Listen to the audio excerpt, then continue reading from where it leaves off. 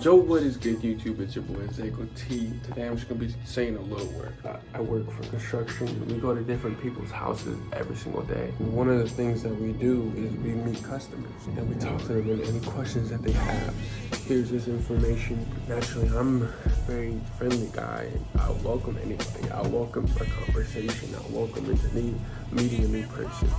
For some reason, this is just how I've been all my whole life. My whole life I've been, okay, if there's somebody around me and I need to be talking to them, I need to be creating a relationship with them, we need to be friends, right? This is my way of thinking my whole life.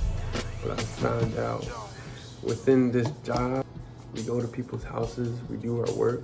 For some reason, one day I just didn't feel like talking. And usually I'll be the first one to say like, how's your day going? We'll try to sneak in a little joke while we do our job. I just didn't feel like talking. I grew up in a very friendly oriented, I'm Samoan and we're very family oriented. And I thought that if you don't talk to somebody, then you're not cool with them. I realized that you don't always need to talk. I don't always need to talk, and that's just okay. I thought the worst thing that would happen is if I don't talk to somebody, if I don't create a conversation with somebody, we're not gonna be friends, or they're thinking bad. Basically, that's what was going on in my mind. If we're not talking, if we're not speaking, if we're not interacting, then you're thinking the worst. Fear, right? I've learned that just doesn't exist. If you don't feel like talking, then it's okay. If you don't have your life figured out, then it's okay. In today's verse of the day, it is 2 Timothy 2:15, NIV version. Do your best to present yourself to God as one approved, a worker who does not need to be ashamed and who correctly handles the word of truth. Today, we have an old BMW in our house. We've been trying to sell it for like a couple months now. Just last night, we finally got the car to start running. It just wouldn't start no matter what we tried. In my mind, I'm like, okay, now we can get this. I look better. I don't care. Now I can finally start selling this car faster. Like, let's get it out. Like, I can get it out now. That was last night. And last night, the guy who started the car said, yo, I'm actually interested in buying it now. He came here just to start it, just to move it, just to tow it, actually. And now he's interested. What they said to me last night is to hold off on selling the car. Hold off on selling it. Because he was interested. He has every right to buy the car first if he really wanted to. Just today, I had someone come and look at it. Basically, I didn't want to. Today, I had somebody come look at the car. Before I went to go outside, because they show up outside my house. And before I went outside, I told my girl, got these people outside the house right now. They're looking at the car like, yo, I'm about to, I'm about to make this money. Feel like, Like, he said, yo, they said don't sell the car, bro. The person who turned it on, like, hold that spot for them. They have every right. It's like, don't sell the car. Like, tell them to go if they need to, but don't sell the car. Go out there. I let them look at it, right? I let them drive it even. I let them drive it around the block. And this is after my girl told me, but after doing all that, they finally come to a place like, okay, what's the deal? He says, I'm ready to buy it right now. And he says, you want Zelle? It's like Cash App, but like, he's like, do you want Zelle? I'm like, bro, I'm sorry, but you can't buy the car. He was like, bro, why are you wasting my time? Well, he didn't say that, but like, it was the energy, It was rude for me to waste someone's time like that.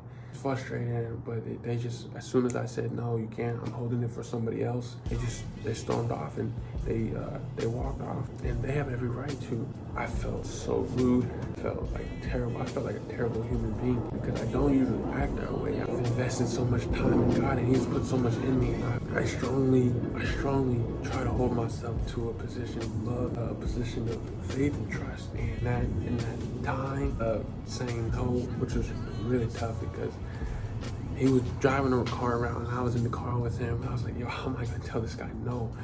And when it came to the time to say no, I said it bluntly.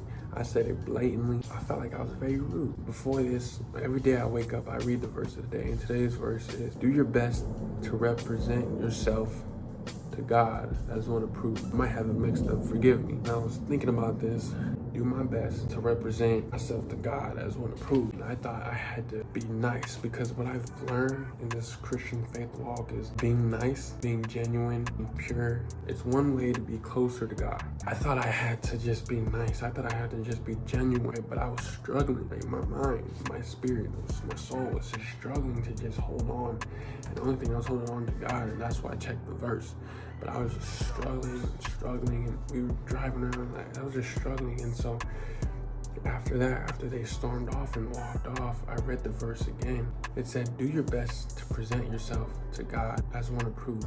I had a choice. I got done, they left, I turned the car off, I got inside the house, I got inside the garage. Being at home is a responsibility. And when I go outside the home, when I'm taking care of business outside, that responsibility is left at home, and I had a choice. I came into the garage. I could either go inside and take my responsibility, or I could take 5 minutes to represent myself, to present myself to God as one approved. Let me just speak with you, because everything that I'm carrying, all that stress that built up, that anxiety that built up, all that things I was carrying, I could go inside with you, or I could take this 5 minutes, recognize you, acknowledge you, and just be with you. It says, in all your ways, acknowledge him. Read the verse, and I sang a song. I sang a worship song. Because my God is awesome. I just took 5 minutes. I just started singing. Cause my mind was a blur. I felt like this. I felt like this. Like I was like, I felt like that. And then I started singing and closed my eyes and I pictured God, how big he is, how mighty he is. He's so wide, he's so tall that you can't go over him, you can't go around him. So low that you can't go under him. He's so strong that you can't go through him. When I started to picture God, but this figure, he was so massive in my mind, that it's so massive that it's only natural that angels started to appear in my mind as well, praising God. And I started to think about all the other Christians in the world. They're doing the same thing. After I sing that song, I can walk in my house with power. I'm telling you, with power, spiritual power. The only thing I had is like about to be 3 p.m. but the only thing I had to eat was fried rice, and it was like this small of a container, bro. I usually eat a lot more. That's all my energy for my body, but the energy for my soul is what you're looking at right now. The energy for my spirit is what you're hearing right now. The energy, the things that God provides, it's so beautiful, it's so graceful, it's so angelic. The things that are in your heart flow out. So you have to put it in your heart. It don't matter where you are. It don't matter who is around you. But you're watching this video, and you're watching it for however long this is. I want you to raise your hand and say, God, I'm open to you. God, I'm open to you. If you believe that in your heart, say, God, I'm open to you. Thank you, ladies and gentlemen. Have a good day.